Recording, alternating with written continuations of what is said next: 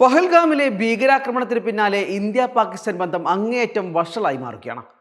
യുദ്ധസമാനമായ സാഹചര്യത്തിലേക്കാണ് ഇരു രാജ്യങ്ങളും നീങ്ങുന്നത്. സിന്ധു നദീജല കരാർ റദ്ദാക്കുക ഉൾപ്പെടെയുള്ള നടപടികൾ ഇന്ത്യയുടെ ഭാഗത്തുനിന്നുണ്ടായപ്പോൾ ഷിംല കരാർ മരവിപ്പിച്ച് പാകിസ്ഥാനും നടപടികളിലേക്ക് കടക്കുകയാണ്. ഇതിനു പിന്നാലെ സൈനിക നടപടിയിലേക്ക് ഇന്ത്യ നീങ്ങാനുള്ള സാധ്യത ഏറെയാണെന്നാണ് വിവിധ വാർത്താ സോഴ്സുകളിൽ നിന്ന് ലഭ്യമാകുന്ന വിവരം. ജമ്മു കാശ്മീരിൽ വിവിധയിടങ്ങളിൽ ഭീകരരുടെ നുഴഞ്ഞുകയറ്റ ശ്രമങ്ങൾ ഇപ്പോഴും നടക്കുന്നുണ്ട്. ബന്ദിപ്പോരയിൽ സുരക്ഷാ സേനയ്ക്ക് നേരെ വെടിവെപ്പുണ്ടായി.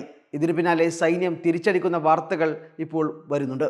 പാക് പോസ്റ്റുകളിൽ നിന്ന് ഇന്ത്യൻ അതിർത്തി മേഖലയിലേക്ക് വെടിവെപ്പുണ്ടായതായുള്ള വാർത്തകളും വരുന്നുണ്ട്. പാക് സൈന്യം വെടിവെച്ചതായി ഇന്ത്യൻ സൈനിക വൃത്തങ്ങൾ അറിയിച്ചു. ഇതിനിടെ കറാച്ചി മേഖലയിൽ മിസൈൽ പരീക്ഷണം നടത്താൻ പാകിസ്ഥാൻ ഒരുങ്ങുന്നതായുള്ള റിപ്പോർട്ടുകളുമുണ്ട്. പാകിസ്ഥാന്റെ ഭാഗത്തുനിന്നുണ്ടാകുന്ന ഈ പ്രകോപനങ്ങളെ ഇന്ത്യ എങ്ങനെ നേരിടുമെന്നാണ് ഇപ്പോൾ രാജ്യം മുഴുവൻ ഉറ്റുനോക്കുന്നത്. കഴിഞ്ഞ ദിവസം നടന്ന സർവകക്ഷി യോഗത്തിൽ പങ്കെടുക്കാതെ പ്രധാനമന്ത്രി നരേന്ദ്രമോദി ബീഹാറിലെ തെരഞ്ഞെടുപ്പ് റാലിക്ക് പോയത് വിവാദമായ സാഹചര്യം കൂടി രാജ്യത്ത് നിലനിൽക്കുന്നുണ്ട്. ഭീകരാക്രമണത്തിൽ സുരക്ഷാ വീഴ്ചയുണ്ടായെന്ന് സമ്മതിച്ച കേന്ദ്ര സർക്കാർ ഈ വീഴ്ചയെ കൂടി മറികടക്കാനുള്ള നടപടികളിലേക്ക് വൈകാതെ കടന്നേക്കും. അതേസമയം ജമ്മു കാശ്മീരിലെ നിയന്ത്രണ മേഖലയിലും ഇന്ത്യൻ പോസ്റ്റുകളിലും പാകിസ്ഥാൻ സൈന്യം നടത്തിയ വെടിവെപ്പിനോട് ഇന്ത്യൻ സേന തിരിച്ചടിക്കുന്നതായാണ് പുതിയ റിപ്പോർട്ടുകൾ പുറത്തു വരുന്നത്. ഇന്ത്യൻ സേനയുടെ ഭാഗത്തു നിന്നും ഫലപ്രദമായ പ്രതികരണമുണ്ടായെന്നും എന്നാൽ ആളപായം റിപ്പോർട്ട് ചെയ്തിട്ടില്ലെന്നും സേനയുമായി ബന്ധപ്പെട്ട വൃത്തങ്ങൾ പറഞ്ഞു. ഇന്നലെ രാത്രിയിലുടനീളം നിയന്ത്രണ രേഖയിലെ പാക് സൈനിക പോസ്റ്റുകളിൽ നിന്ന് വെടിവെപ്പുണ്ടായതായി സൈനിക വൃത്തങ്ങളെ ഉദ്ധരിച്ച് ദേശീയ മാധ്യമങ്ങൾ റിപ്പോർട്ട് ചെയ്യുന്നു. ഇതിനിടെ കാശ്മീരിലെ ബന്ദിപ്പോര ജില്ലയിൽ വെള്ളിയാഴ്ച പുലർച്ചെ സുരക്ഷാ സേനയും തീവ്രവാദികളും തമ്മിൽ വെടിവെപ്പുണ്ടായി. ഒരു തീവ്രവാദിക്കും 2 സുരക്ഷാ സേന ഉദ്യോഗസ്ഥർക്കും പരിക്കേറ്റതായി ഇതുമായി ബന്ധപ്പെട്ട വൃത്തങ്ങൾ അറിയിച്ചു. സ്ഥലത്ത് ഏറ്റുമുട്ടൽ തുടരുകയാണ്. 26 പേർ കൊല്ലപ്പെട്ട പഹൽഗാം ഭീകരാക്രമണത്തിന്റെ പശ്ചാത്തലത്തിൽ അതിർത്തിയിൽ ഉടനീളം അശാന്തി പരക്കുകയാണ്. രാജ്യം മുഴുവൻ ഇന്ത്യ കനത്ത സുരക്ഷയാണ് ഇപ്പോൾ ഏർപ്പെടുത്തിയിരിക്കുന്നത്. പാകിസ്ഥാന്റെ പ്രകോപനങ്ങൾക്ക് ഇന്ത്യ കനത്ത തിരിച്ചടി നൽകണമെന്ന ആവശ്യവും രാജ്യം മുഴുവൻ ശക്തമാവുകയാണ്. എന്നാൽ ഇരു രാഷ്ട്രങ്ങളും തമ്മിലുള്ള ബന്ധം വഷളായതും യുദ്ധസമ്മർദ്ദമേറിയതിനു പിന്നാലെ ഇരു രാജ്യങ്ങളും സംയമനം പാലിക്കണമെന്ന ആവശ്യവുമായി ഐക്യരാഷ്ട്രസഭ രംഗത്ത് വന്നിട്ടുണ്ട്.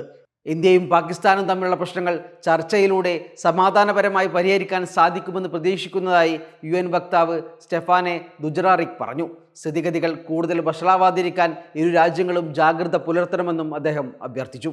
എന്നാൽ അതിർത്തിയിലുള്ള ആക്രമണം കൂടാതെ പ്രകോപനപരമായ വാക്കുകളും നടപടികളും കൊണ്ട് പാകിസ്ഥാൻ ഇന്ത്യക്കെതിരെ കൂടുതൽ ആക്രമണം നടത്തുകയാണ്. ഇന്ത്യ സിന്ധു നദീജല കരാറിൽ നിന്ന് പിന്മാറിയാൽ അതിന് തിരിച്ചടി നൽകാൻ പാകിസ്ഥാൻ പ്രാപ്തരാണെന്നും ആവശ്യമെങ്കിൽ പൂർണ്ണമായ രീതിയിൽ തന്നെ തിരിച്ചടി നൽകുമെന്നും പറഞ്ഞ് വെല്ലുവിളി നടത്തിയത് പാകിസ്ഥാൻ പ്രതിരോധ മന്ത്രി ഖോജ ആസിഫ് നേരിട്ടായിരുന്നു. ഇതിന് പിന്നാലെയാണ് കറാച്ചി തീരത്ത് വെച്ച് മിസൈൽ പരീക്ഷണം നടത്തുമെന്ന അറിയിപ്പും പാകിസ്ഥാൻ പുറത്തുവിട്ടത്. ഇത്തരത്തിൽ ഏറെ പ്രകോപനം പാകിസ്ഥാൻ സൃഷ്ടിക്കുന്നുണ്ട്. ഇതിനോട് ഇന്ത്യയുടെ അടുത്ത നടപടി എന്താകുമെന്നാണ് രാജ്യവും ലോകവുമൊക്കെ ഉറ്റുനോക്കുന്നത്.